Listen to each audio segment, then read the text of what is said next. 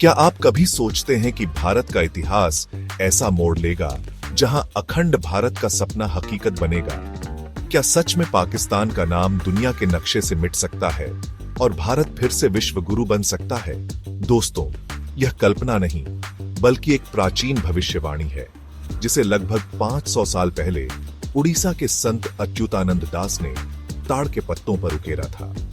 उन्होंने भविष्य मलिका नामक ग्रंथ में कई चौंकाने वाली घटनाओं की भविष्यवाणी की, जिनमें से कई पहले ही सच हो चुकी है। लेकिन आज हम बात करेंगे उस आखिरी हिंदू राजा की, जिसकी गाथा इस ग्रंथ में लिखी गई है। आखिरी हिंदू राजा, यह सुनते ही एक सवाल उठता है, इसका मतलब क्या है? क्या यह राजा भारत को उसके गौरवशाली अतीत की ओर ले जाएगा, या यह युग परिवर्तन का संकेत है? भविष्य मलिका के अनुसार यह राजा एक निस्संतान, तपस्वी और दिव्य योगी होगा जो अखंड भारत की स्थापना करेगा। अब सवाल यह है कि यह कौन हो सकता है? भारत के मौजूदा परिप्रेक्ष्य में दो नाम सामने आते हैं, प्रधानमंत्री नरेंद्र मोदी और उत्तर प्रदेश के मुख्यमंत्री योगी आदित्यनाथ। लेकिन इनमें से कौन इस भविष्यवाणी का पात्र है?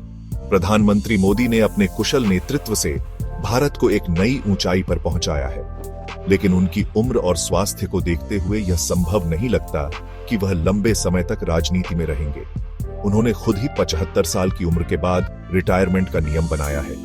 दूसरी ओर योगी आदित्यनाथ एक युवा, निडर और दृढ़ नेता है, जिनका व्यक्तित्व भविष्य मलिका की भविष्यवाणी से मेल खाता है। वह न सिर्फ एक कुशल प्रशासक है, बल्कि एक ब्रह्मचारी, तपस्वी और योगी भी है। अब बात करते हैं भविष्यवाणी के अगले हिस्से की, जो चौथे महायुद्ध की है। क्या आप जानते हैं कि भविष्य मलिका के अनुसार यह महायुद्ध 2025 में शुरू होगा और पूरी दुनिया को हिला देगा? शनि के कुंभ राशि में गोचर के साथ यह युद्ध आरंभ होगा और 6 साल तक चलेगा। इस दौरान भारत पर 13 मुस्लिम देशों और चीन का गठजोड़ हमला करेगा। क्या आप सोच सकते हैं कि भारत इस युद्ध में पहले हारता हुआ दिखेगा? लेकिन 13 महीनों के इस महायुद्ध के अंत में भारत न सिर्फ विजयी होगा, बल्कि पाकिस्तान का नामो निशान मिटा देगा। भारत अखंड भारत का निर्माण करेगा, जिसमें श्रीलंका, बांग्लादेश, अफगानिस्तान और पाकिस्तान शामिल होंगे। लेकिन यह सब इतनी आसानी से नहीं होगा। भारत को 2028 से 2029 के बीच मिलिट्री शासन का सामना करना पड़ सकता है। लाखों लोगों की जान जाएगी, लेकिन इन चुनौतियों के पार जाकर भारत एक नया युग आरंभ करेगा।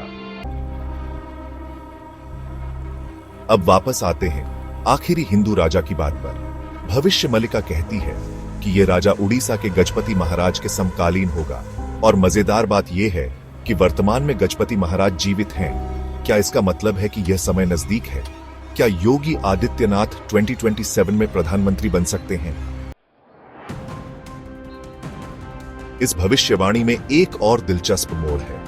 कुछ जानकारों का मानना है कि 2027 तक नरेंद्र मोदी राष्ट्रपति बन सकते हैं और योगी आदित्यनाथ प्रधानमंत्री का पद संभाल सकते हैं। इस समय वन नेशन, वन इलेक्शन की योजना लागू हो सकती है, यानी भारत का राजनीतिक परिदृश्य पूरी तरह बदल जाएगा। तो दोस्तों, यह सब क्या संकेत करता है?